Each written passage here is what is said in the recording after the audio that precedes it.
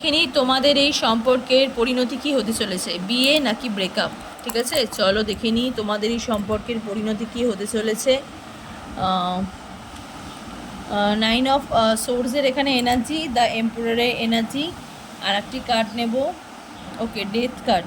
আচ্ছা, তোমাদের এই সম্পর্কের একটা সূচনা হতে চলেছে। ঠিক আছে, যেই সম্পর্কটা তোমাদের মানে মনে হচ্ছে যে ভেঙে যাবে বা একটা ভেঙে যাবার পরিস্থিতি তৈরি হয়েছে, তো সেই সম্পর্কটা কিন্তু সত্যিকারেই কিন্তু ভেঙে যাবে।